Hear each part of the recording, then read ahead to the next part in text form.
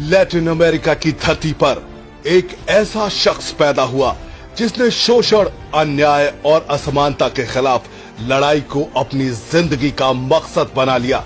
जिसने कहा, अगर नाइंसाफी होने पर आप गुस्से से कांपने लगते हैं तो हम कॉमरेड हैं।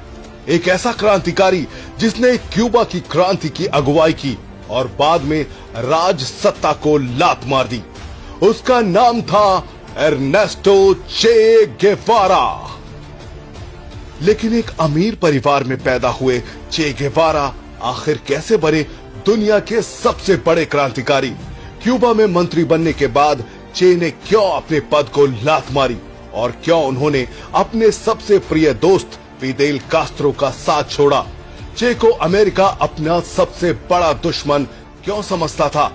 आखिर क्यों और कैसे अमेरिका ने चे की हत्या कराई? चलिए तलाश करते हैं इन सभी सवालों के जवाब।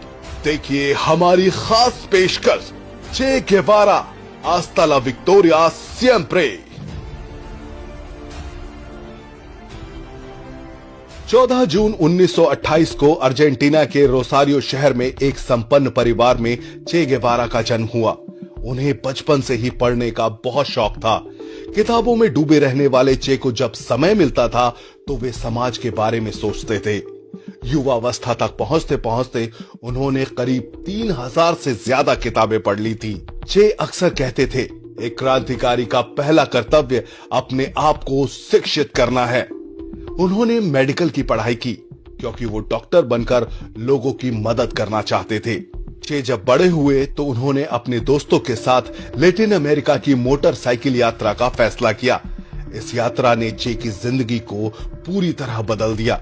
उन्होंने देखा कि कैसे अमीर और गरीब के बीच की खाई ने इंसानियत को कुचल दिया है। उन्होंने गरीब किसानों की आंखों में बेबसी और अमीरों के अत्याचार देखे। इस यात्रा ने चे को सिखाया कि शोषण और असमानता की वजह से उनके देश में गरीबी और दरिद्रता फैली हुई है और गरीबी केवल एक देश की समस्या नहीं है। उन्होंने अपने अनुभवों को एक डायरी में लिखा जो बाद में मोटरसाइकिल डायरीज के नाम से पूरी दुनिया में मशहूर हुई।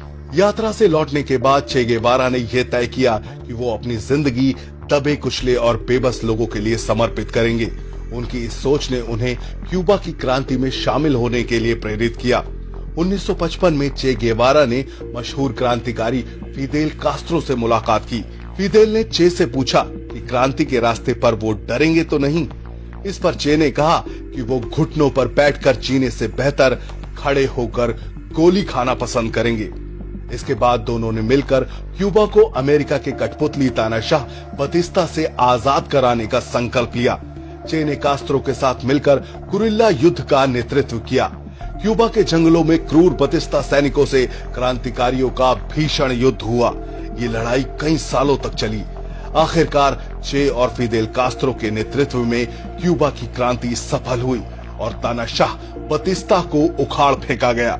1959 में क्यूबा आजाद हुआ और फिदेल कास्त्रो राष्ट्रपति बने। चे को नेशनल बैंक ऑफ क्यूबा का अध्यक्ष बनाया गया और बाद में वे उद्योग मंत्री भी बने। चे ने क्यूबा में शिक्षा और स्वास्थ्य के क्षेत्र में महत्वपूर्ण बदलाव किए। उन्होंने एक ऐसी व्यवस्था बनाई जहां हर व्यक्ति समान हो। क्यूबा की सफलता के बाद भी चे शांत नहीं बैठे। उनका मानना था कि क्रांति सिर्फ एक देश तक सीमित नहीं रह सकती। वे अफ्रीका और बोलीविया जैसे देशों में क्रांति की अलग जगाने निकल पड़े। गेवारा ने 1965 में क्यूबा छोड़ दिया और कुछ महीनों के लिए अफ्रीका गए। उन्होंने कांगो में बागियों को गुरिल्ला युद्ध की ट्रेनिंग दी। 1966 में वो गुप्त रूप से क्यूबा लौट आए। क्यूबा से वो बोलीविया गए और वहां बागी सेना का नेतृत्व किया। 9 जून 1967 को बोलीविया की सेना ने अमेरिकी खुफिया एजेंसी CIA की मदद से चे गेवारा को पकड़ लिया। जब CIA के एजेंट उन्हें गोली मारने जा रहे थे तो वो डर से थर-थर कांप रहे थे। ऐसे में चे जोर से चिल्लाए और उन्होंने कहा, मैं जानता हूं तुम मुझे मारने के लिए यहां आए हो। गोली मारो कायरो, तुम महज एक आदमी को मारने जा रहे हो। इसके बाद चली ताबड़तोड़ गोलियों ने चे की ललकार को हमेशा के लिए खामोश कर दिया, लेकिन उनकी मौत ने उन्हें अमर बना दिया।